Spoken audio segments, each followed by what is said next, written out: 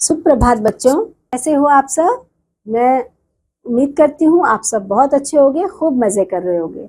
आओ बच्चों, हिंदी की कक्षा की शुरुआत करें अध्याय संख्या 17 के साथ, जिसमें बच्चों एक कहानी है और शीर्षक इस कहानी का है कितना सोना चाहिए। मगर उससे पहले बच्चों हम पाठ प्रवेश देख लेते हैं।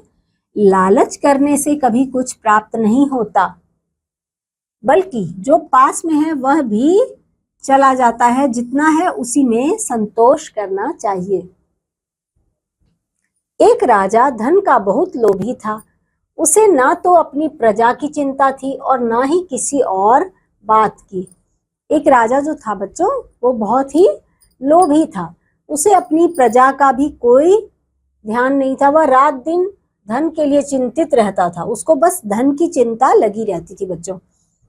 उसके पास धन की कमी नहीं थी। उसका खजाना स्वर्ण मुद्राओं से भरा हुआ था। उसके पास बच्चों धन की कमी नहीं थी, स्वर्ण मुद्राओं से उसका खजाना भरा रहता था।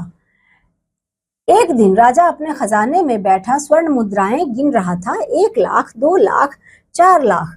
जब वो गिनने बैठा अपनी स्वर्ण मुद्राओं को, तो उसमें ऐसे गिन रहा था कि 1 लाख, 2 लाख, 4 लाख स्वर्ण मुद्राओं को तिजोरियों में रखते हुए वह सोचने लगा कि कितना अच्छा होता यदि मैं मुद्राएं रात भर में दुगनी हो जाती।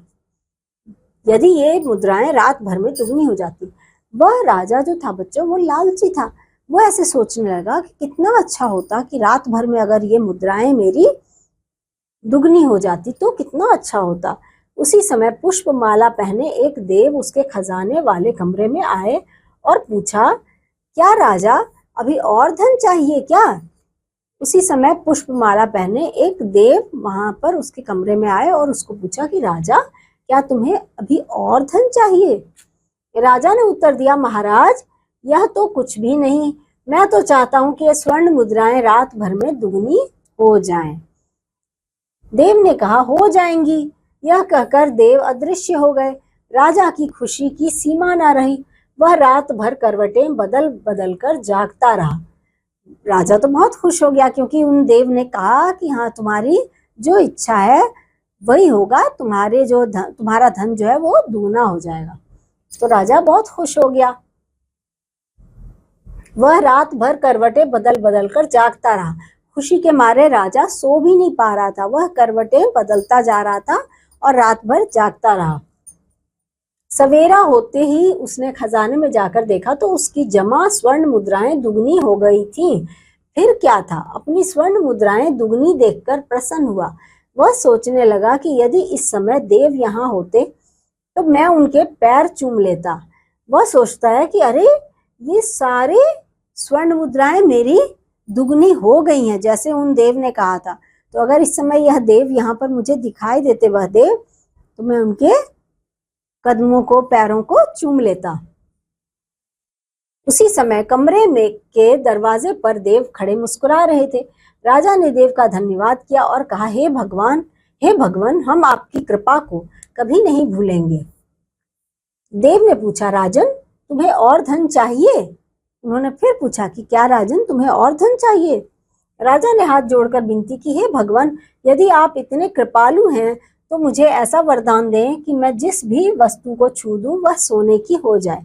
अब राजा ने कहा कि ठीक है, अगर आप मुझसे प्रसन्न हैं और आप मुझे और भी धन देना चाहते हैं तो आप एक ऐसा वरदान दे दीजिए कि मैं जिस भी वस्तु को छूऊं वह स्वर्ण की हो जाए। तो देव ने उस पर क्या कहा, तथास्तु, अर्थात ऐसा ही होगा। यह कहकर देव अदृश्य हो गए। अब तो राजा खुशी से पागल हो गया। उसने तुरंत अपनी मेज, कुर्सियों को छूकर देखा। वे सब छूते ही सोने की हो गई। अब तो राजा दौड़ दौड़कर अपनी हर वस्तु को छूने लगा। छूते ही सारी वस्तुएं सोने की होती गई। वो बहुत खुश हो गया राजा। उसने क्या किया, अपने मेज, कुर्सियां और भी वस्तुएं, जग, सब, किसी भी चीजों को, दीवारों को, गुंबदों को, जिसको भी छूता था सब सोने की होती जा रही थी। वो बहुत खुश हो रहा था। राजा की खुशी का ठिकाना ही न रहा। वह दौड़ दौड़कर अपने महल की दीवारों, गुंबदों और फाटकों को छूने लगा। वह दौड़ दौड़ कर अपने महल की सभी चीजों को, दीवारों को, गुंबदों को और भी फाटकों को, मतलब गेट और फाटक जो लगे थे उन्हें भी छूता गया और वो सब सोने के होते जा रहे थे। महल को चारों ओर से छूकर राजा ने बाहर खड़े होकर देखा तो उसका सोने का महल सूर्य की धूप में ऐसे चमक रहा था जैसे सुनहरे कमल का फूल। उसने बाहर जाकर खड़े होकर देखा, उसका जो महल था वो धूप पड़ने से सोने का महल बन गया था और वो खूब चमक रहा था। अब तो राजा सचमुच पागल हो गया। वह दौड़कर अपने बगीचे में गया और सारे फूल पौधों को जल्दी जल्दी छूने लगा। गुलाब, गेंदा, चंपा और चमेली सब के सब सोने के हो गए। वो बागीचे में गया और जितने भी फूल लगे हुए थे, गुलाब, चंपा, चमेली, सबको ऐसे ऐसे करके छूने लगा और वो सब फूल सब सोने के बन गए। राजा अपने बगीचे के बाहर खड़ा होकर जोर जोर से हंस हंस कर कहने लगा, दुनिया में मुझसे अधिक धनवान ऐसा कौन राजा है जिसका महल सोने का, बगीचा सोने का और सब कुछ सोने का हो। वो बाहर खड़ा होकर खुश होता है और कहता है कि मेरे जैसा धनी कोई राजा है और जिसका सब कुछ, महल सब कुछ उसका सोने का हो, ऐसा कौन है मेरे जैसा धनी राजा। कोई और है? नहीं होगा मेरे जैसा धनी, ऐसा सोच के खुश हो रहा था। कई घंटे बाद जब राजा दौड़ते दौड़ते थक गया, बहुत दौड़ा, उसके बाद वो थक गया, तो भूख प्यास मिटाने के लिए अपने महल में गया। जब उसे भूख लगी बच्चों, तो वो अपने महल में गया और रानी मेरे लिए गरम गरम हलवा और एक गिलास पानी लाओ, ऐसे बोला। अपनी रानी को उसने क्या बोला? मेरे लिए गरम गरम हलवा और एक गिलास पानी लाओ, मुझे बहुत भूख लगी है। क्योंकि बच्चों उस राजा को भूख लगी हुई थी। दूसरे ही क्षण राजा के सामने गरम हलवा और एक गिलास पानी आ गया। जब एक गिलास पानी भी आ गया उसके सामने हलवा भी आ गया, तो राजा ने जल्दी से गरम हलवा मुंह में डाला। उसने क्या किया? जल्दी से गरम हलवा अपने मुंह में डाला, परंतु हाय, यह क्या, हलवा भी सोने का हो गया। उसने बिल बिलाकर मुंह से सोने की गर्म गर्म डली उगल दी। उसने कहा, अरे हाय, ये क्या हुआ? उसने जितना हलवा मुंह में डाला था वो सोने की डली में परिवर्तित हो गई। उसने जल्दी से वो गरम गरम सोने की डली को अपने मुंह में से निकाल के बाहर फेंका। भूखा राजा सोना कैसे खाए? अब उसने वो डली तो उगल दी, लेकिन अब वो सोचने लगा कि मैं सोना कैसे खाऊं। पानी का गिलास मुंह से लगाया तो छूते ही पानी भी सोने का हो गया। जब उसने पानी का गिलास मुंह में लगाया तो वो भी सोने का हो गया। राजा अब क्या करे, क्या खाए, क्या पिए? जिस भी वस्तु को वह हाथ लगाए वही सोने का हो जाए। अब वो जिस भी चीज को हाथ लगाता था वो सोने का हो जाता था, तो वो क्या खाए, क्या पिए? अंत में भूख प्यास से तड़प तड़प कर राजा रोने लगा। तभी उसकी नन्ही बेटी दौड़ी दौड़ी आई। राजा ने बेटी को उठाकर गोद में बैठा लिया तो वह भी सोने की हो गई। अब तो राजा एकदम बिलबिला उठा। राजा जब रोने लगा कि अब मैं क्या करूं, मैं तो कुछ खा पी नहीं पा रहा हूं, तो उसकी जो छोटी सी बेटी थी वो वहां दौड़ी दौड़ी आई। तो उसने उसे अपनी गोद में उठा के जैसे ही बिठाया तो वो उसकी बेटी भी सोने की हो गई। तो राजा एकदम रोने लगा, बिलबिला उठा। राजा के रोने की आवाज सुनकर रानी महल में दौड़ी आई। राजा उससे लिपट कर रोने लगा तो रानी भी सोने की हो गई। जब उसकी रोने की आवाज सुनकर रानी भी महल में आई तो राजा उससे भी गले लगाकर रोने लगा तो रानी भी सोने की बन गई, सोने की हो गई रानी भी। यहाँ पर देखो बच्चों, उसकी बेटी भी सोने की बन गई, उसकी रानी भी सोने की हो गई और बेटी भी सोने की हो गई थी। हे भगवान, अब मैं क्या करूं? अब राजा सोचता है कि हे भगवान, अब मैं क्या करूं? तुमने मुझे सोने का महल, सोने का बगीचा, सोने की बेटी और सोने की रानी दी, यहाँ तक कि खाने पीने के लिए भी सोना दे दिया, परंतु भगवान इससे मैं जीवित नहीं रह सकता। मुझे मेरी बेटी और रानी वापस दे दो। वो सोचता है कि भगवान, आपने तो मुझे इतना कुछ दे दिया, मेरी सोने की बेटी भी मुझे सोने की दे दी, मेरी रानी को भी सोने की दे दी, मगर अब मैं खाने पीने के लिए भी सोना ही दे दिया है, तो लेकिन मैं इससे जीवित कैसे रहूं? मैं इससे जीवित तो नहीं रह सकता। हर चीज सोने की हो जाएगी, तो मुझे मेरी बेटी और रानी वापस दे दो।